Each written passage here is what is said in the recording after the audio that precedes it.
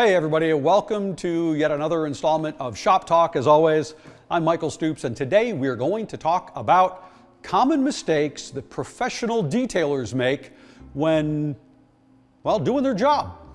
We've got another video talking about what consumers, the average guy in the street, does when they're taking care of their cars, things that they do wrong.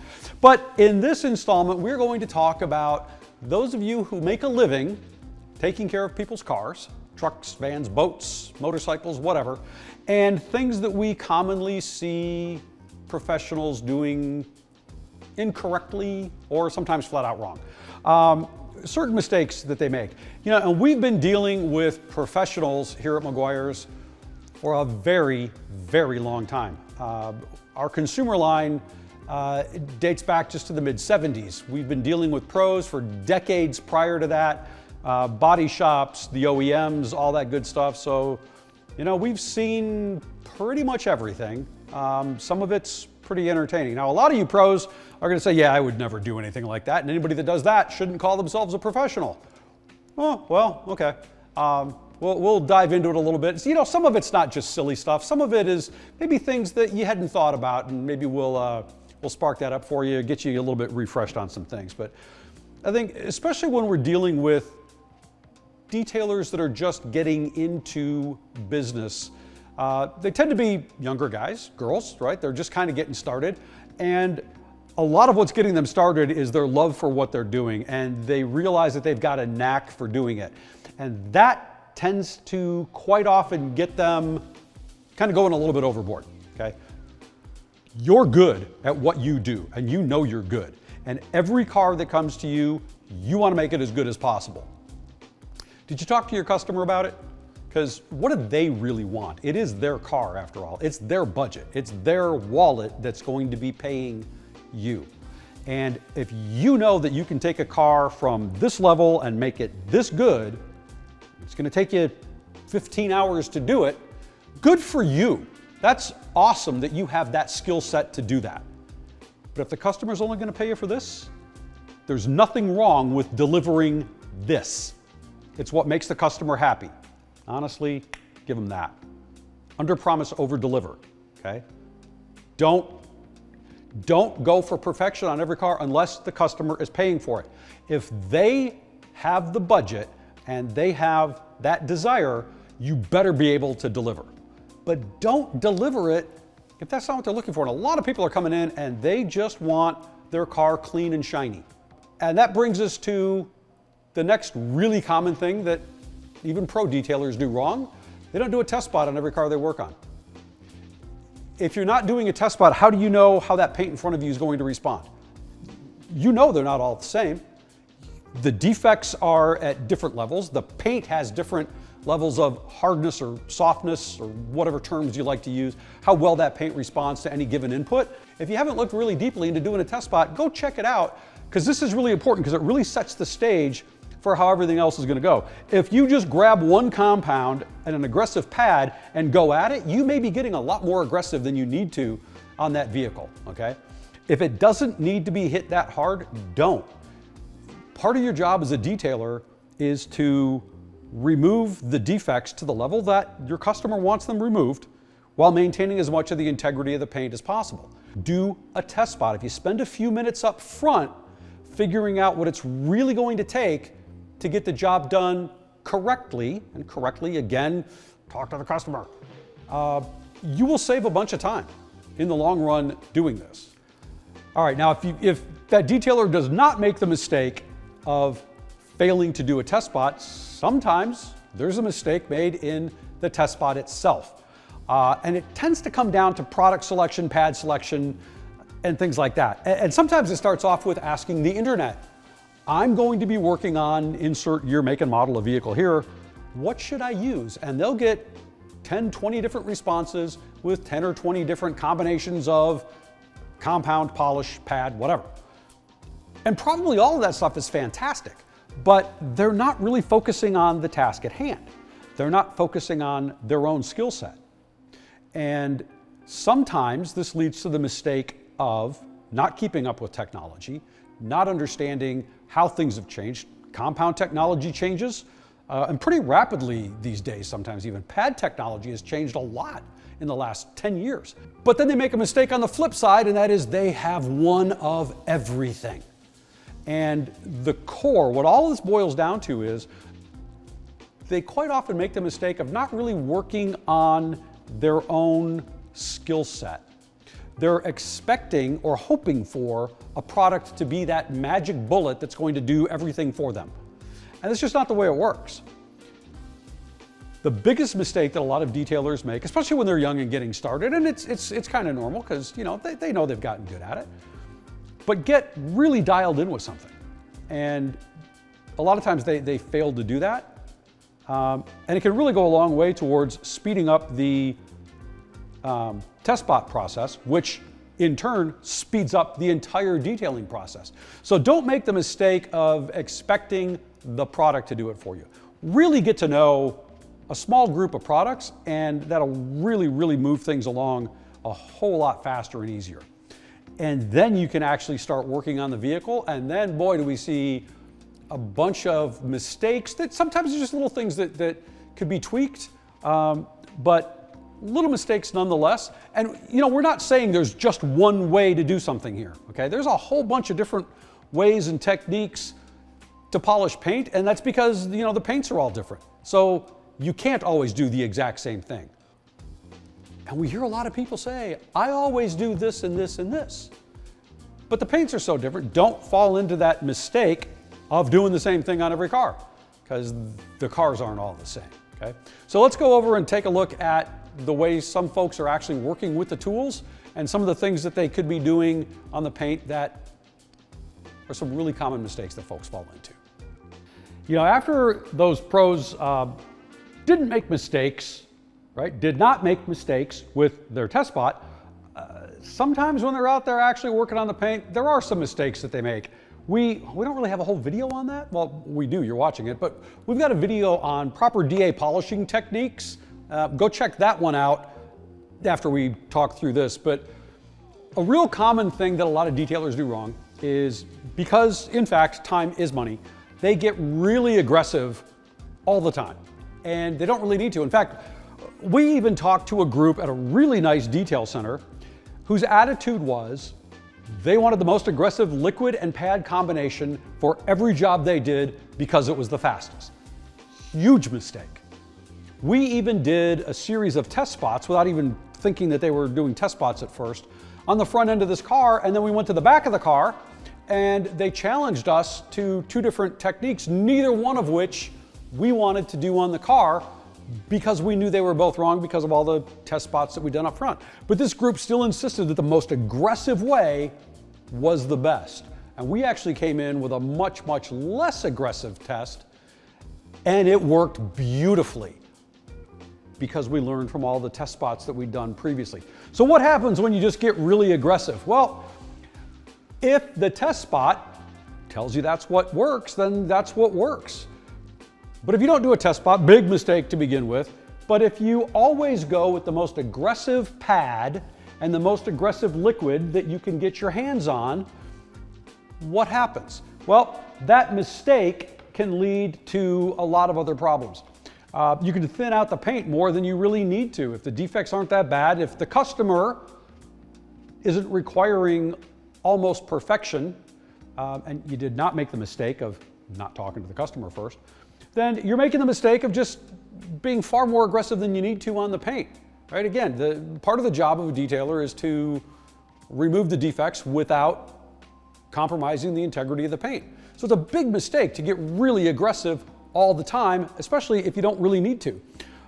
Another mistake that's real common, because if time is money, let's get this job done quickly. You see these guys moving really quickly over the paint or working really large areas. That looks like you're working really fast, but it's a big mistake because it doesn't allow the product and the pad to interact with the paint in the amount of time that it really should or is required to remove the defects. So you're actually slowing down the process. It's a big mistake to think that moving fast means working fast. It can actually be harder on that person's body. So sometimes slowing things down a little bit will actually make things go quicker. We even dealt with a shop that was making this very mistake of working too quickly over the paint. And we went in and showed them if they actually slowed down, kept that pad flatter to the paint, and moved the tool more slowly over the paint for the exact same amount of time, they got a much better finish. So they didn't have to go back and do a second step. They were making the mistake of rushing themselves and actually creating more work. So when you do your test spot, that's going to really dictate the whole project. So don't make the mistake of then deviating from what your test spot taught you, okay? That whole moving too fast, trying to get the job done faster, really easy to fall into that and kind of lose sight of what you're doing. A lot of detailers kind of fail to concentrate. It becomes just kind of the same old thing.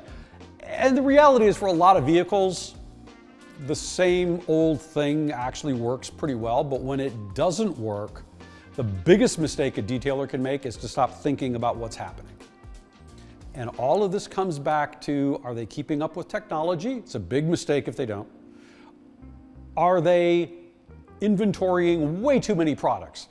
That's a big mistake again, because they'll start grabbing things without really thinking, because again, they're going for that silver bullet.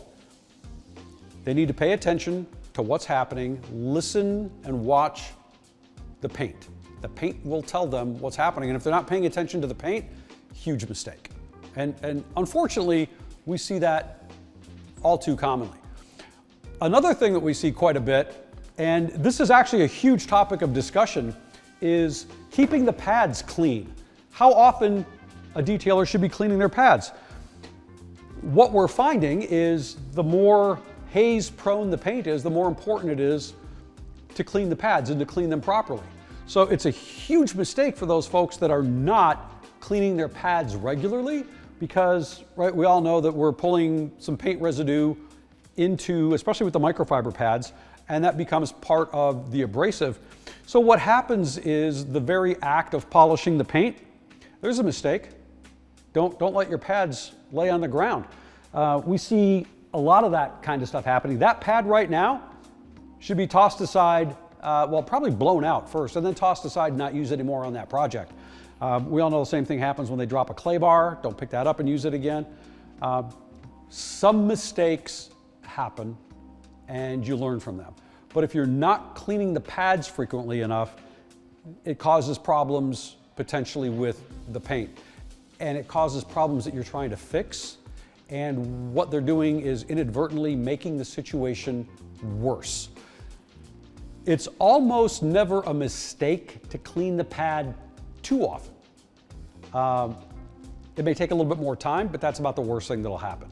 But it's a big mistake to not clean the pads frequently enough and to not use the proper method. On microfiber discs, the very best way is to blow them out with compressed air.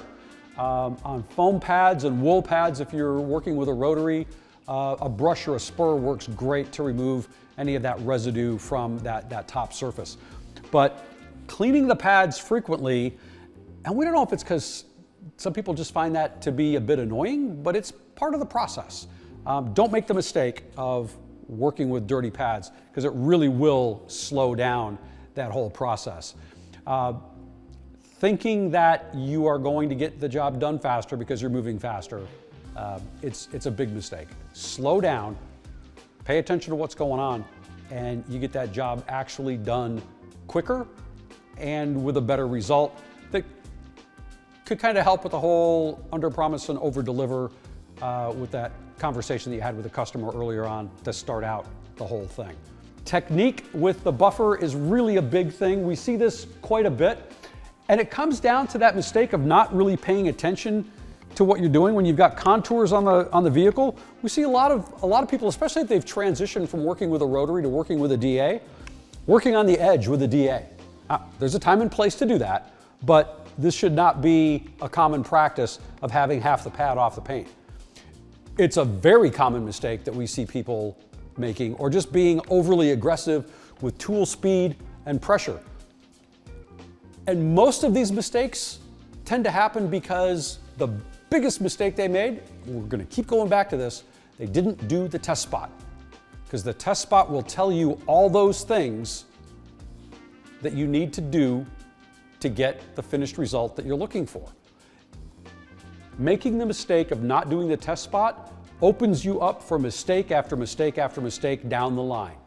Because doing the test spot correctly sets up the whole project. Don't do the test spot, you haven't set up the project. Big mistake. And it's one that will cost you a lot of time. Do that test spot, pay attention, watch the video that we have on DA polishing techniques, and it'll clear up a lot of those potential issues.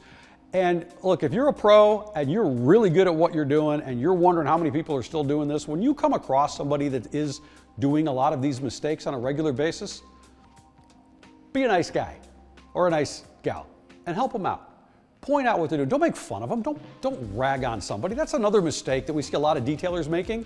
It's on social media, taking shots at others. Well, there's no reason to do that.